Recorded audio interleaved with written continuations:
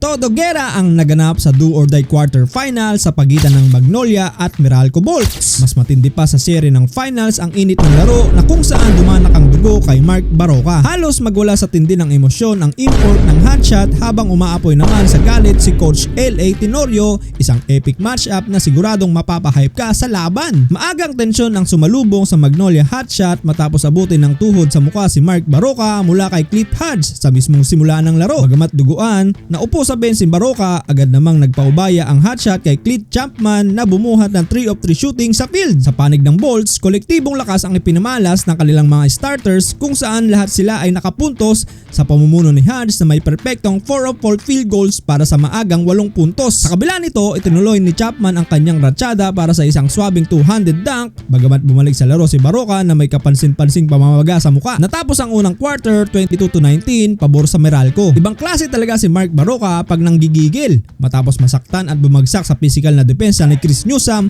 bumawi agad ito ng 3 at baseline jumper sa second quarter. Kasama pa ang isang no-look pass para sa dakdak ni Lucero. Naging pukpukan ng laban nang mag-init din si Aaron Black at CJ Cansino para itabla ang score ng Bolts. Pero hindi nagpatalo ang Magnolia, binalatan sila ng 3 ni Javi Gomez Deliano, Marvin Jones at Paul Lee para itulak ang palayok sa pinakamalaking abante na 9 points, 45-36. Pero babala sa hotshot, buhay na buhay ang Meralco matapos magrehistro ng huling 8-2 run, tapos ang first half sa score na 47-44 pabor sa Magnolia. Mainit agad ang salpukan sa third quarter. Chapman inatake si Marvin Jones, may kasama pang foul pero hindi nagpaapi si Jones, binalikan agad sa transition play. Ilang sandali pa, nagpakita na ng gila si Lastimosa, pasok ang isang malupit na wide open 3-pointer pero sagot agad si Cliff Hodge ng isang baseline jumper. Pagdating ng under 7 minutes, sakit ng ulo para sa hotshot dahil nakuha ni Chapman ang kanyang 4th personal foul. Sinamantala ito ng Bolts para itabla ang laro sa 61 all. Pero teka lang, si Mark Barroca to the rescue na naman. Isang cold-blooded 3-pointer ang binitawan, sumagot si JB Moco ng corner 3-pointer pero ayaw paawat ni Barroca na naghari sa opensa gamit ang kanyang 21 points. Umusok ang bench ng hotshot sa huling bahagi matapos tawagan ng offensive foul si Ian Sangalang. Galit na galit si Coach L.A. Tenorio sa referee dahil fifth foul na ito ni Sangalang. Selyado ang ikatlong quarter, abante ang Meralco 70-72. Sa tindi ng laban ng final quarter, maging ang import ng rain or shine na si Jalen Johnson ay napakain lamang ng popcorn habang nanonood sa courtside. Nagsimula ang pag-init ng lunsad ng isalpak ni Chris Newsome ang isang wing 3-pointer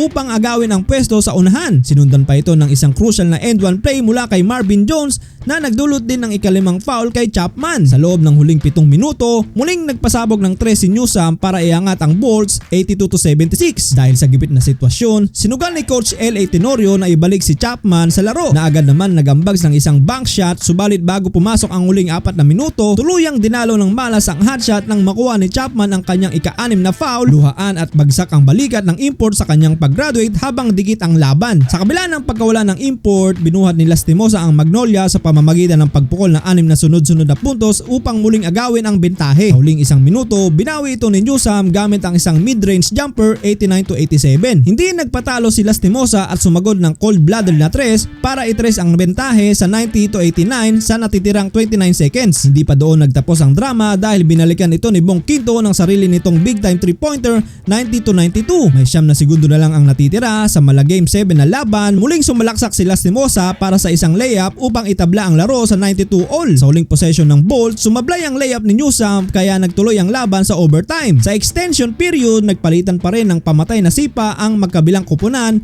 Nagpakawala ng floater si CJ Cansino para sa Bolts 98-96 na agad namang tinabla ni Lastimosa mula sa charity line. Sa huling 1 minuto, umeksena muli si Quinto nang isalpak ang isang pambihirang fadeaway jumper para iangat ang Meralco sa 102-100. May 23 seconds pa ang nalalabi, nabigyan ng pagkakataon si Lastimosa sa free throw line, ngunit sablay ang isa 101-102. Matapos maiangat ng Bolts ang pader sa 3 puntos, 104-101. Sa huling 5 segundo, nagkaroon ng crucial na turnover si Lastimosa sa huling possession ng Magnolia. Ito ang tuluyan nagrelyeso ang tagumpay ng Meralco Bolts habang tuluyan naman nag-impake ang Magnolia Hotshots.